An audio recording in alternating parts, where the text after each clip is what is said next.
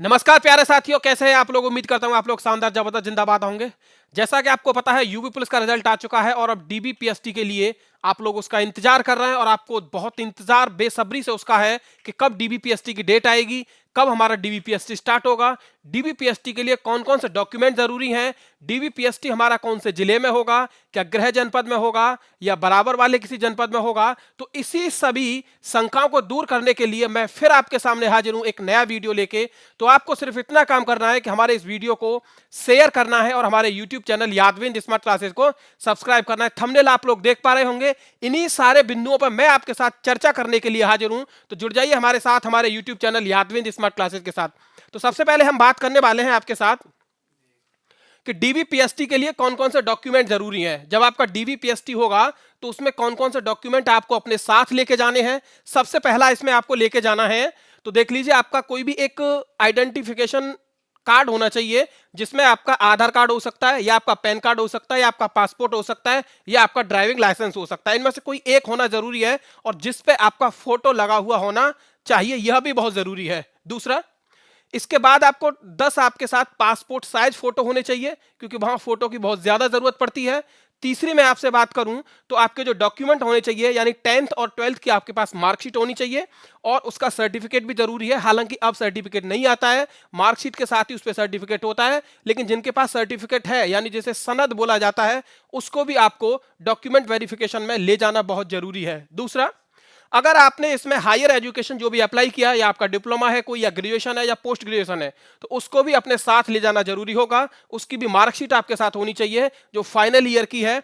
तीसरा मैं आपसे बात करूं कि आपके पास क्या और होना जरूरी है, तो आपके सबसे कास्ट सर्टिफिकेट यानी जाति प्रमाण पत्र। जाति प्रमाण पत्र जो आपका ओबीसी के लिए, एससी के लिए और एसटी के लिए। एक चीज याद रख लेना, जनरल के लिए कोई भी कास्ट सर्टिफिकेट नहीं होता है।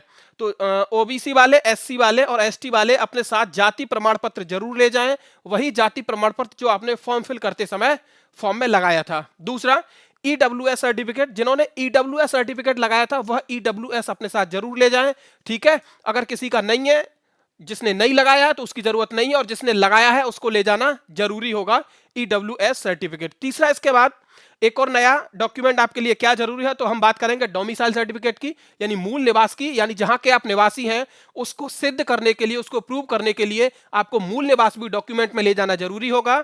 इसके बाद आपको कैरेक्टर सर्टिफिकेट, जाति प्रमाण पत्र, जाति प्रमाण पत्र भी आप जरूर साथ लेके जाएं, और कैरेक्टर सर्टिफिकेट ये भी क्या है, बहुत जरूरी है। इसके बाद अगर कोई डॉक्यूमेंट में आपके में कोई गलती है, कोई स्पेलिंग एरर है, तो स्पेलिंग एरर के लिए आपको क्या करना है कि आपको एफिडेविट बनवाने होंगे, और 2 एफिडेविट बनवाएं। उन एफिडेविट को क्या करना होगा कि किसी भी गजटेड ऑफिसर से उन्हें सत्यापित कराना होगा। गजटेड ऑफिसर से उन्हें क्या कराना होगा, सत्यापित कराना होगा उन एफिडेविट्स को जिसको जो आपने बनवाए हैं। इसके बाद अब आप ये सोच रहे होंगे कि डीबीपीएसटी हमारे कब से शुरू होंगे, डीबीपीएसटी हमारे कब से शुरू होंगे। तो आप समझ लीजिए, तैयार रहिए, आपने डॉक्यूमेंट तैयार रख लीजिए। डीबीपीएसटी की जो डेट है आपको बहुत जल्द देखने को मिलने वाली है।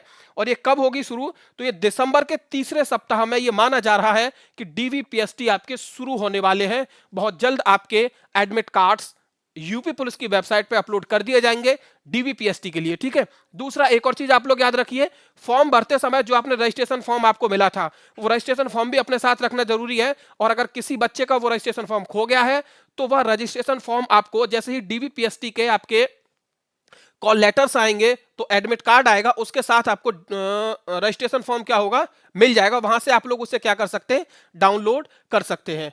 तीसरा, एक और आपके मन में सवाल यह होगा कि हमारे जो डीबीपीएसटी हैं वो कहां पे होंगे, क्या अपने ही जिले में होंगे या किसी बराबर वाले जिले में होंगे।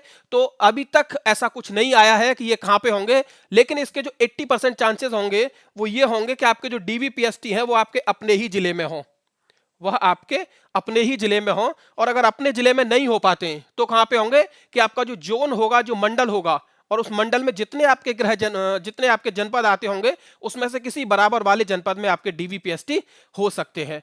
तो आपको क्या करना है, सारे डॉक्यूमेंट्स तैयार रखने हैं। डॉक्यूमेंट्स के साथ आपको रजिस्ट्रेशन फॉर्म तैयार रखना है। इसके साथ अपना एडमिट कार्ड डाउनलोड करिए। जब डीबीपीएसटी की डेट आ जाएगी उसको लेके आपको वहां पहुंचना है जहां उसमें स्थान दे रखा होगा। तो ऐसी ही और महत्वपूर्ण वीडियोस के लिए जुड़िए हमारे साथ, हमारे YouTube चैनल यादविंद स्मार्ट क्लासेस के साथ।